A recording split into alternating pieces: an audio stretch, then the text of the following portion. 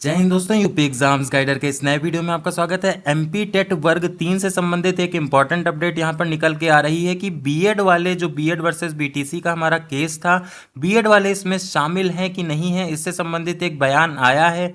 ये ऑफिशियल बयान जो है वो आपको इस वीडियो के लास्ट में संलग्न कर दिया गया है। वर्तमान में स्थिति ये है कि ऐसा कहा जा रहा है कि अगर कोई भी सरकार का अपडेट या कोर्ट का कोई भी अपडेट नहीं आता है तो बीएड वाले जिन्होंने अभी एमपी टेट वर्ग 3 में नियुक्ति ले ली है उनकी अभी नौकरी पर कोई भी खतरा नहीं है। जी हाँ, अभी बीएड वालों की जो नौकरी जो नियुक्ति हो गई है उनकी नौकरी एकदम सेफ है, ऐसा कहना है।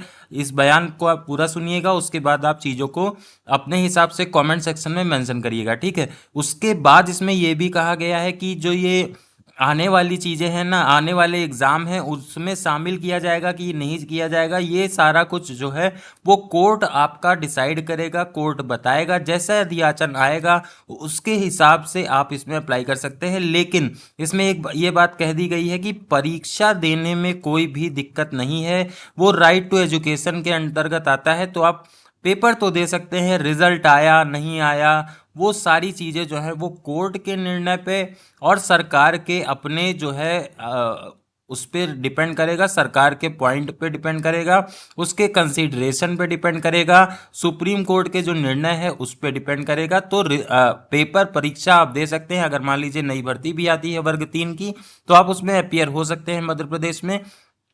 लेकिन रिजल्ट आपका आ रहा है कि नहीं, ये सारा कुछ जो है वो डिसाइड करेगा सरकार और कोर्ट। तो बीएड बहुत बड़ी ये न्यूज़ है, बीएड से संबंधित आप ये पूरा बयान देखिएगा। उसके बाद अपने जो सजेशंस हैं वो आप कमेंट सेक्शन में मेंशन करिएगा। अब यहाँ पर आप लोग जरूर पूछेंगे और सब लोगों को ये संशय है कि बीएड वालों के केस में स्पष्ट कुछ होना चाहिए कि स्थिति क्या है। देखिए, आप लोगों ने माननीय सर्वोच्च न्यायालय का जो आदेश देखा होगा, पेज 45 में अंतिम पैरा में स्पष्ट लिखा हुआ है कि राजस्थान गवर्नमेंट ने बीएड अभ्यर्थियों से आवेदन नहीं लिया, उनको रोक दिया आवेदन देने से। ये गलत हुआ क्योंकि उस समय एनसीटीई का जो गाइडलाइन था वो प्रभावी था, और जब तक गाइडलाइन प्रभावी है तब तक उसको मानना राज्य सरकार को था। और इस दृष्टिकोण से माननीय उच्च न्यायालय राजस्थान हाईकोर्ट और माननीय सर्वोच्च न्यायालय ने दोनों ने ये कहा कि राजस्थान गवर्नमेंट ने गलत किया, उनको आवेदन लेना चाहिए था बीएड अभ्यर्थियों से भी। हमारे मामले में भी वही बात लागू होता है।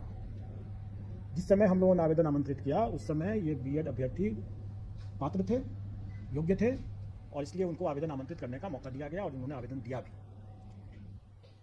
उसी में आगे माननीय सर्वोच्च न्यायालय ने यह भी आदेश दिया है कि ये एक एस्टैब्लिश प्रैक्टिस है, सेट प्रिंसिपल्स ऑफ लॉ है, कि कोई भी वैधानिक संस्था द्वारा कोई एक वैध विधिवत कोई एक आदेश निर्गत होता है तो वो तब तक प्रभावी होता है जब तक कि वो रद्द नहीं हो जाए किसी कोर्ट के आदेश से या किसी अन्यथा। तो इसका मतलब यह हुआ कि 11 तारीख के पहले वो आदेश प्रभावी था एनसीटी का, और उसमें जो भी अधिकार उस सर्कुलर के बेसिस पर जो भी अधिकार लोगों को मिला वो अधिकार सुरक्षित है, वो उसमें कोई रुकावट नहीं है। तो इसका मतलब यह हुआ कि जो लोग नौकरी पा लिए पहले से उनकी नौकरी भी सुरक्षित है, जिन लोगों ने एग्ज़ाम में अपियर होने का अधिकार प्राप्त कर लिया उनका वो अधिकार भी सुरक्षित है। तो इसका मतलब यह हुआ कि बीएड के अभ्यर्थी जो हैं वो बेशक एग्ज़ाम में अपियर हो सकते हैं क्योंकि उनका यह अधिकार सुरक्षित हो चुका है। लेकिन यह अधिकार उनके सिर्फ एग्ज़ाम में अपियर होने का है जो कि सुरक्षित है, उसके फल पर उनका अधिकार अभी नहीं बना है। परीक्षा फल के अधिकार के बारे में इसमें हमारे विज्ञापन में भी यह अंकित है कि कोई भी निर्णय एनसीटीई के परामर्श से जो राज्य सरकार जो निर्णय करेगी वही मान्य होगा। पेज 45 सुप्रीम कोर्ट के ऑर्डर के लाइक में कि राजस्थान सरकार को भी एनसीटीई के आदेश को मानना चाहिए था क्योंकि वो उस समय प्रभावी था, और हम लोग भी उसी को मानते हैं। और एनसीटीई का गाइडलाइन जो भी रहेगा, राज्य सरकार का जो भी उस पर जो निर्णय होगा वही अंतिम निर्णय वही मान्य होगा, ये सबको मानना है। तो इसके संबंध में जब स्थिति आएगी कि परीक्षा फल के संबंध में कि उनकी पात्रता बनती है कि नहीं बनती है, इसके संबंध में जो भी निर्णय होगा वो उस समय उसके परीक्षा फल को प्रभावित करेगा।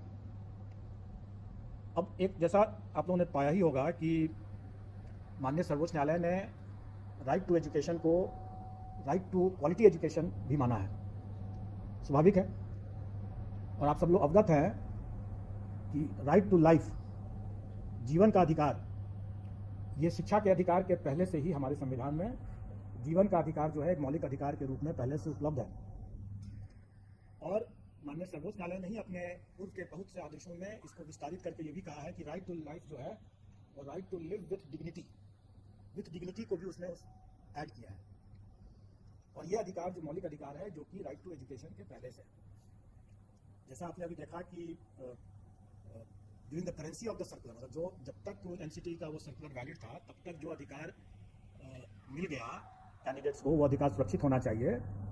तो मेरा ये व्यक्तिगत ओपिनियन है, अभिमत है कि जीवन का अधिकार जो उन्हें मिला कि हम बीएड करके ब्रिज कोर्स के रास्ते से हम अपने इस अधिकार का पालन कर पाएंगे, इसकी पूर्ति कर पाएंगे, अपना आजीविका अर्जित कर पाएंगे।